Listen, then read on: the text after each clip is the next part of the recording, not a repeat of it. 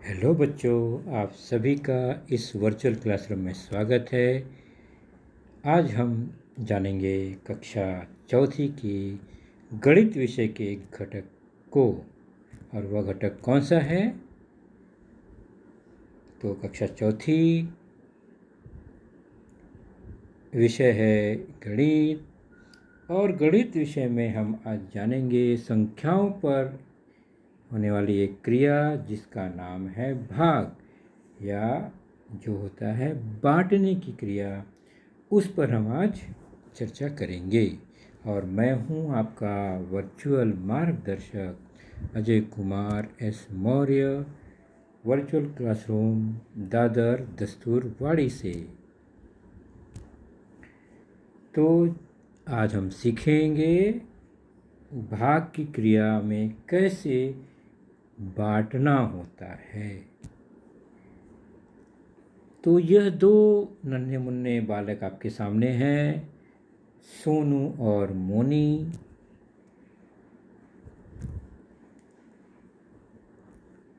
इन दो एप्पल या सेब में से इन्हें बराबर बराबर इन सेब को बांटना है। कैसे बांटेंगे और दोनों को कितने मिलेंगे? तो एक सेब सोनू को, एक सेब मोनी को, मतलब दोनों को एक एक सेब मिल गए।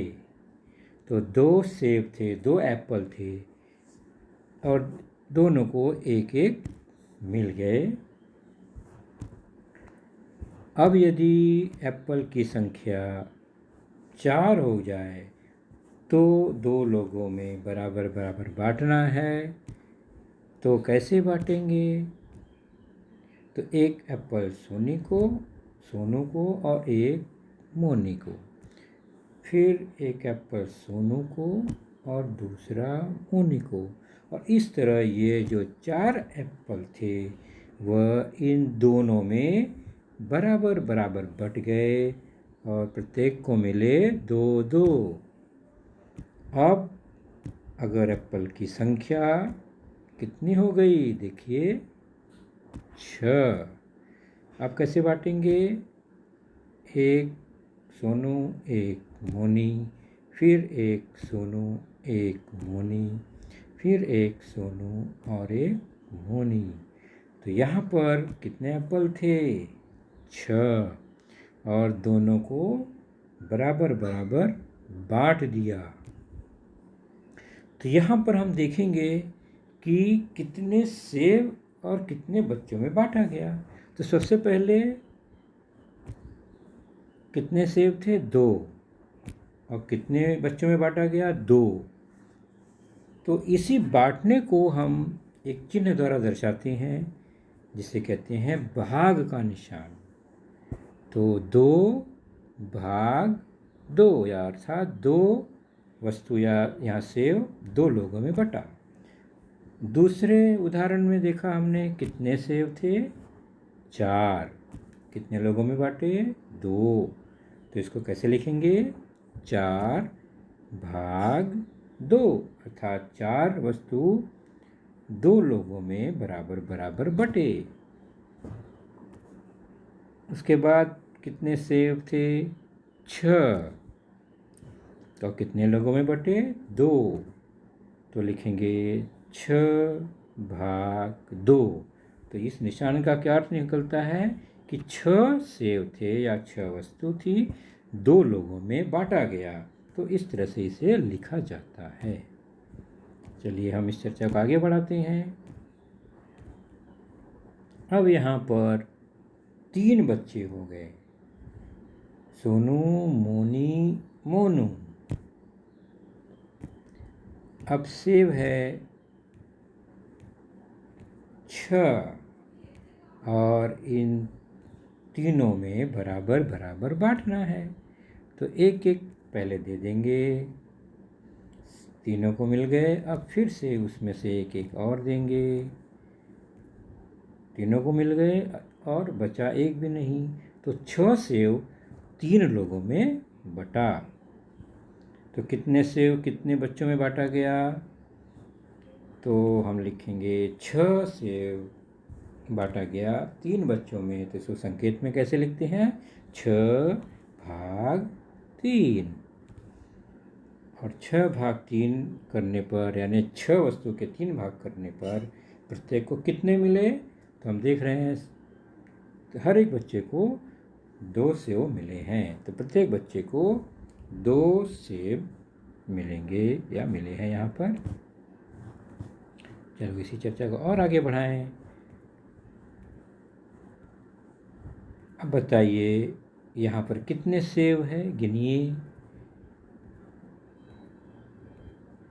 गिन रहे हैं आप? कितने सेव है? यहाँ पर कुल सेव 12 हैं। और कितने बच्चे हैं? 3। अब बांटना है 3 बच्चों में इन्हीं 12 सेव को, और गिनते जाइए, देखिए कितने सेव मिलते हैं पूरा खत्म होने तक।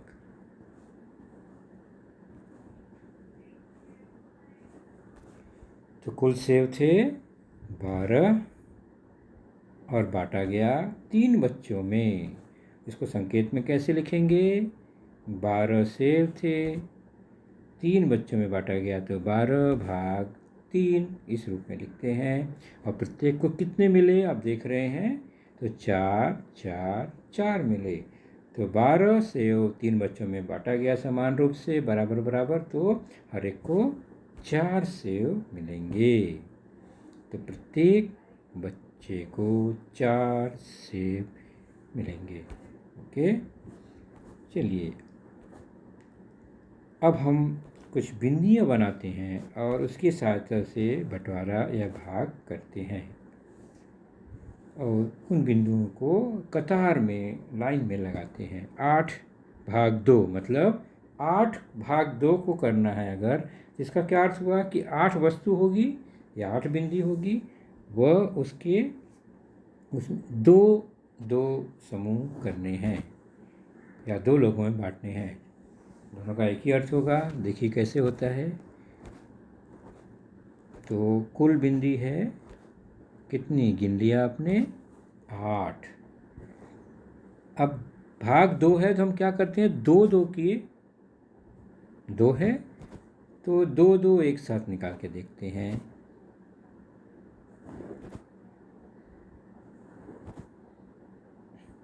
तो 2 की कितनी यहाँ कतारें बन गई? 1 2 3 4। तो 8/2 का उत्तर अगर बिंदियों की सहायता से करेंगे तो 4 कतारें बनी, या 2 बांटेंगे तो 4 लोगों में यह बटेगा।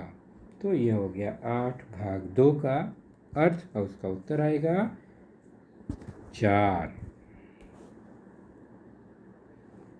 तो 8/2 बराबर 4। और एक उदाहरण देखते हैं। 24/6।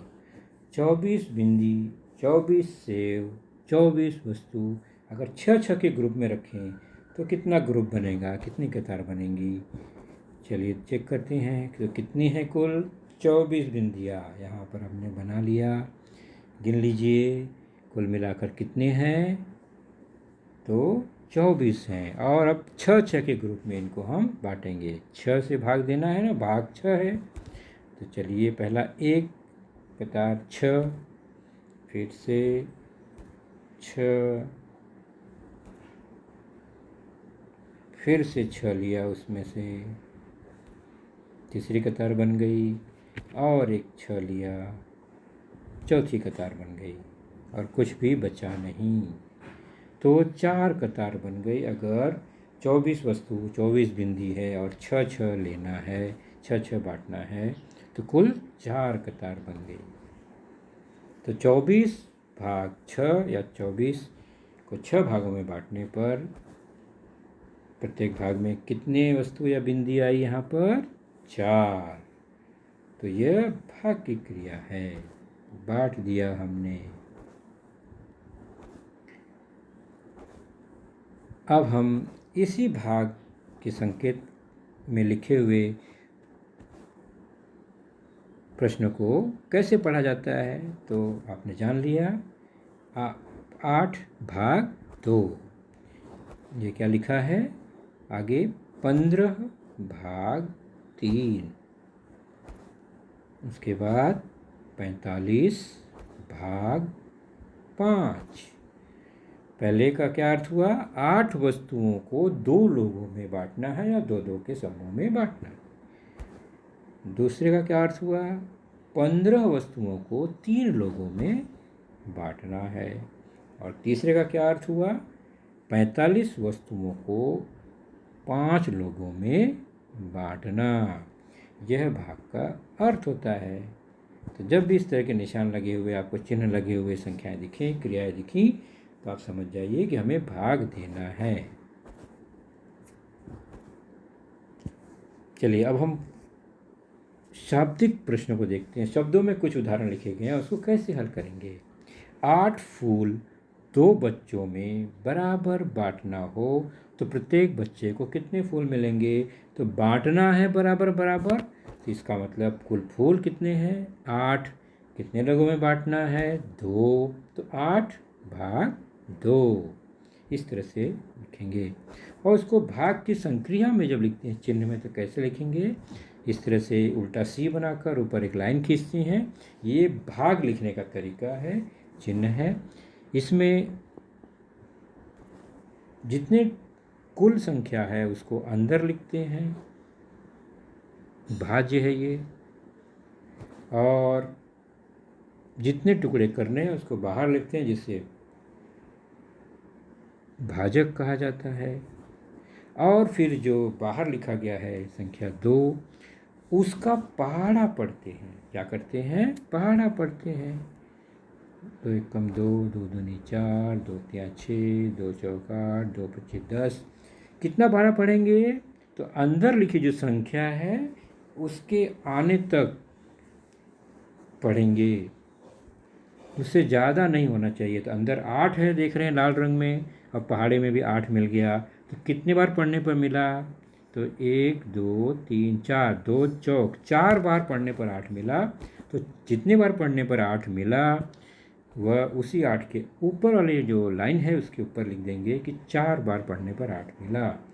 तो अब 2 का पहाड़ा 4 बार पढ़ा हमने तो कितना आया उसको कहाँ लिखते हैं नीचे, जो हमारी भाज्य संख्या उसके नीचे अंदर वाली संख्या के नीचे। अब घटा देंगे 8 में से 8 को घटाएंगे तो कितना बचा 0। इस तरह की क्रिया करने पर जब नीचे 0 आ जाता है और आगे 8 के बगल में कोई संख्या नहीं है तो हमारा भाग का काम बांटने का काम पूरा हो गया। तो 8 फूल 2 बच्चों में देना है बराबर बराबर। तो इस तरह से क्रिया होगी और प्रत्येक बच्चे को कितना फूल मिलेगा तो जो संख्या ऊपर लिखी गई है कितनी बार पहाड़ा पढ़ने पे आती है वही हमारा उत्तर होता है। तो प्रश्न में था प्रत्येक बच्चे को कितने फूल मिलेंगे तो प्रत्येक बच्चे को 4 फूल मिलेंगे। तो यह भाग की संक्रिया द्वारा हमने इसको हल किया। चलिए और एक उदाहरण लेते हैं। 15 फूल 3 बच्चों में बराबर बराबर बांटना हो तो प्रत्येक बच्चे को कितने फूल मिलेंगे। तो 15 फूल तो कुल 15 भाग कितने बच्चों में देना है 3 बच्चों में बराबर बराबर बांटना है। तो हम भाग की क्रिया करेंगे। संकेत आपको पता ही है। और अब संकेत के अंदर कौन सा हम संख्या लिखेंगे तो कुल संख्या है जो अंदर और जिससे हमें बांटना है वह बाहर, और बाहर की संख्या का पहाड़ा हमें पढ़ना है। 3 एकम 3, 3 दूनी 6, 3 त्रिका 9, 3 चौक 12, 3 पचे 15, 3 छक 18 इस तरह से पढ़ते जाएंगे। लेकिन अगर अंदर की संख्या पहले ही आ गई 5 बार पढ़ने पे 15 मिल गया तो हम पहाड़ा रोक देंगे। यहाँ पर कितने बार पढ़ने पर मिला 5 बार पढ़ने पर मिला और कहाँ लिखा हमने उसको ऊपर। 3 का पहाड़ा 5 बार पढ़ने पर क्या आया 15, उसको कहाँ लिखेंगे अंदर वाले 15 के नीचे सीधे सीधे। और फिर क्या करेंगे घटाएंगे। घटाने पर आया 5 में से 5 0, 1 में से 1 घटाया 0, तो 0 आ गया घटाने पर, तो हमारा भाग यहीं पर रुक जाएगा। तो 15 फूल 3 बच्चों में बांटा, तो प्रत्येक को कितने फूल मिलेंगे? तो प्रत्येक को ऊपर आया है 5, तो 5 फूल मिलेंगे। और एक प्रश्न देखते हैं, 45 फूल 5 बच्चों में बांटना है, तो प्रत्येक को कितने फूल मिलेंगे? तो 45 भाग 5, 5 बच्चों में बांटना है ना, और उसको संकेत में कैसे लिखेंगे? 45 अंदर, 5 बाहर। पहाड़ा पढ़ेंगे किसका? 5 का। 5 एक का 5, 5 दूनी 10, 5 तिहाई 15, 5 चौक 20, 5 पचे 25, 5 छक 30, 5 सत्ते 35, 5 अट्ठे 40, 5 नौ 45, 5 धावे 50। ये पूरा पहाड़ा है। अब 45 खोजना है, इसमें कहाँ आया?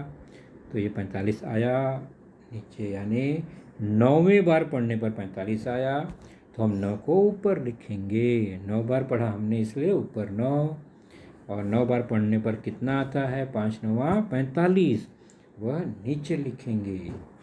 आप क्या करेंगे? वही क्रिया घटाने की, घटाएंगे 5 में से 5 0, 4 में से 4 0, बराबर। तो 0 आ गया तो भाग पूरा हो गया, और ऊपर आया संख्या 9।